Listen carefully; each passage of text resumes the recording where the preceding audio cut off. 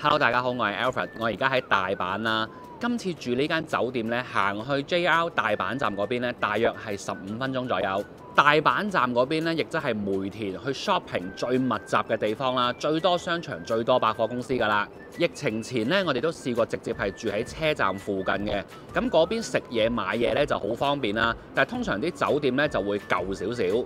今次住呢一間酒店呢，就啱啱新開冇耐啦，所以成間酒店呢都好新淨嘅，同埋呢，佢喺內街嘅，咁所以就靜好多啦。咁今次喺度住咗一排呢，都覺得呢間酒店係幾舒服嘅。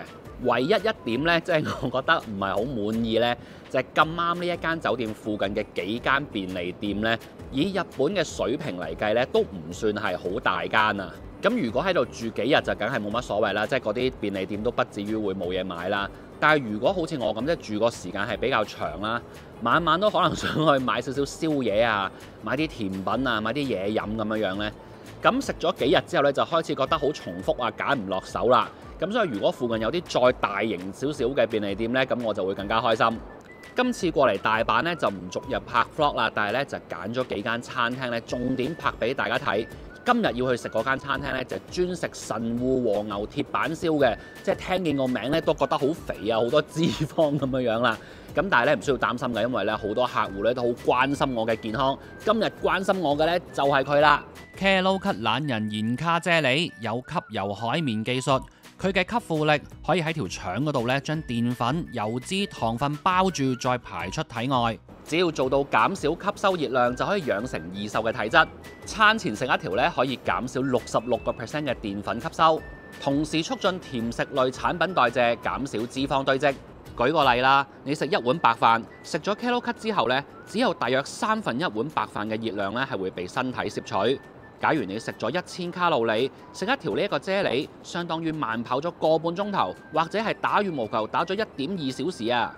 我之前都有介紹過呢隻產品啦，來不久都有觀眾問我幾時會再有優惠。嚟緊4月9日啊 ，Kelocut 喺萬寧咧會做史上最抵優惠，買一盒有9折，買3盒咧有76折，平均一盒咧都係198，優惠價咧只係得1日㗎咋。喺 info box 咧仲可以拎埋20蚊現金券，全年都用得㗎，記得睇睇啦。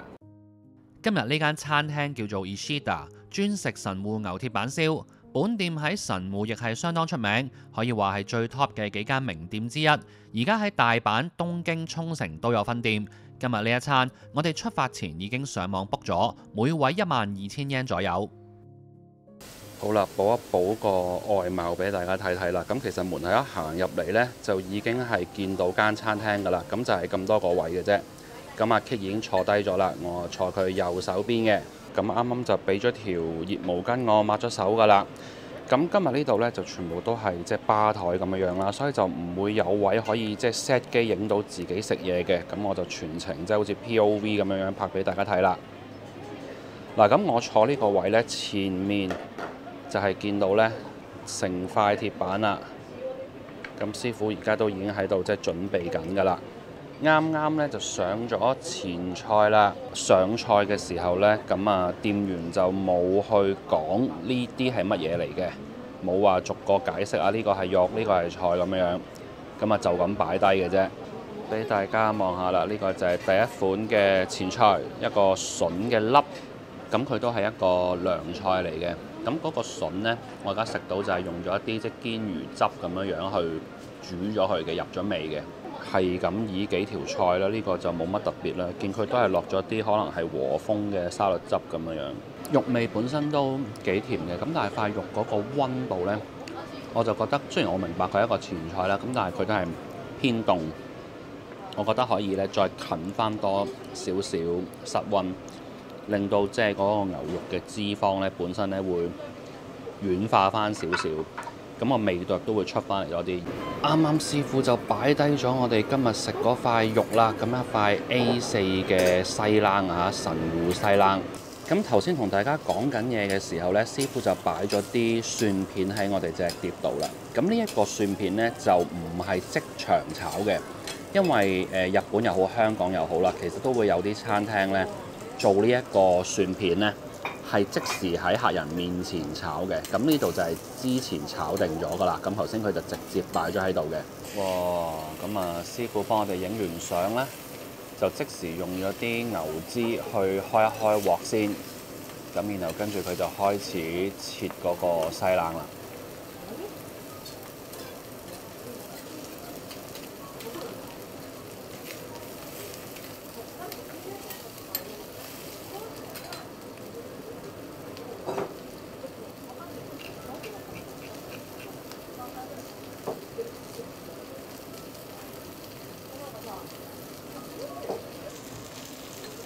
好啦，師傅一邊煎緊我哋嗰塊神戶牛呢，就一邊上埋另一個前菜。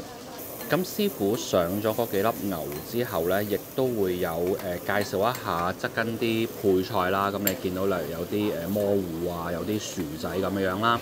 咁亦都會咧好快速咁樣咧介紹一下側跟係擺咗啲咩調味料喺度嘅。咁呢個呢，就係我坐喺度 POV wide angle 嘅視覺就係咁啦。咁師傅啱啱呢就入咗廚房做準備，咁啊其他 staff 出嚟呢，就招呼緊其他隔離台嘅客啊。啱啱有客入咗嚟，咁啊坐低即係點咗嘢飲咁樣嘅。嗱，咁食咗幾嚿牛呢，同大家報告一下啦。咁其實我哋 book 嘅時候呢，上網 book 噶嘛，咁佢就已經有一個餐牌，咁啊有好多唔同 set 可以揀嘅。例如你可以揀唔同牛嘅部位啦，然後可以揀A5 或者 A4 啦，然後再可以揀幾多 gram 咁樣，亦都可以已經揀埋有冇其他嘢要加咁樣嘅。咁例如我哋就加咗個炒飯咁樣嘅。咁其實我近年呢，我自己食和牛呢，我就傾向開始冇咁中意食 A5 啊，即係平時如果我食好多唔同品牌，即係品牌嘅意思即係例如神戶就係一個品牌啦嚇。咁我就好多時會覺得即係 A5 嘅和牛呢，就有一種太肥嘅感覺。嗱，啱師傅呢，就開始預備幫我哋煎剩翻落嚟嗰啲，咁啊一路拍咗一路講啦。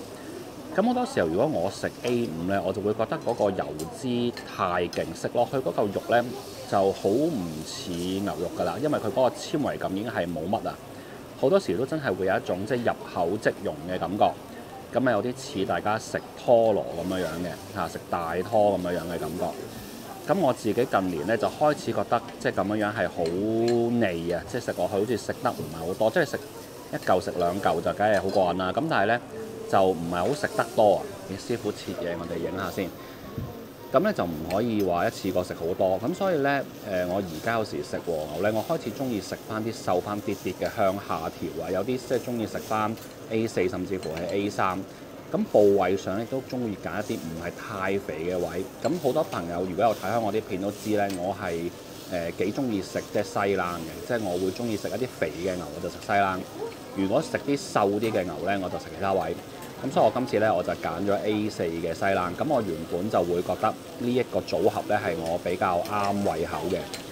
咁但係實際我今日即係食落嘅時候呢，我就覺得佢哋呢一度嘅呢一隻 A4 西冷呢，嗰個油脂度啊、BMS 啊、入口嗰個即溶嘅程度啊、纖維感呢，都唔係我所預期嘅。